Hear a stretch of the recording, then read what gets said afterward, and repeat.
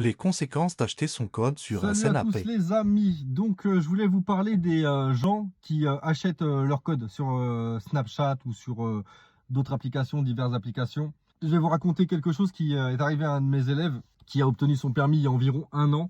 Donc c'est une personne en fait qui avait acheté son code sur Snap. Alors on avait des doutes puisque la personne ne parle pas du tout français, ne connaît aucun panneau, etc. Donc il y a des choses qui nous alertent. Mais après, nous, les moniteurs, c'est pas de notre sort, hein. Nous, on n'est pas des gendarmes, on n'est pas des policiers, on n'est pas là pour faire la police, chasser les faux codes, c'est pas notre taf. Mais en gros, cette personne, donc elle avait eu son code, elle a passé son permis il y a un peu plus d'un an.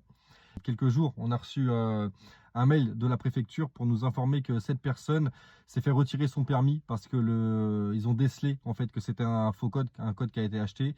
Et donc du coup, cette personne, elle a eu le permis pendant un peu plus d'un an, elle a pu conduire légalement, etc. Sauf qu'à l'heure d'aujourd'hui, elle s'est fait retirer son permis pour un code frauduleux.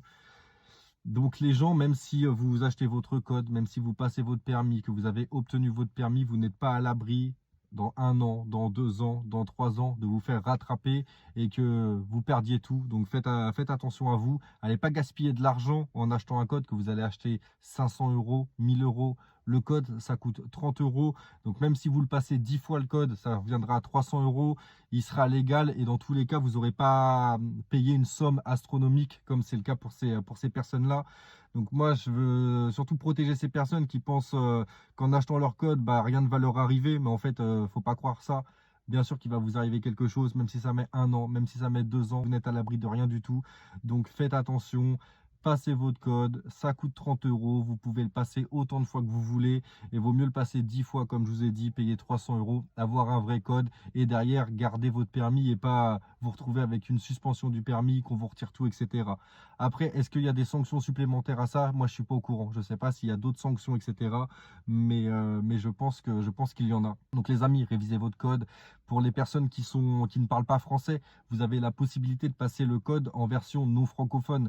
C'est-à-dire que vous avez un traducteur qui va venir avec vous et qui va donc vous traduire en fait les questions que vous avez au code et vous allez avoir un peu plus de temps pour répondre, etc. Donc n'hésitez pas, il y a des sessions dans tous les départements tous les mois environ.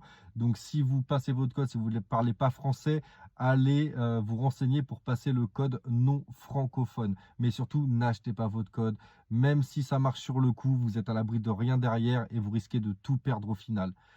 Petit message de prévention. Sur ce, je vous souhaite une bonne journée et je vous dis à très bientôt les amis. Au revoir, ciao.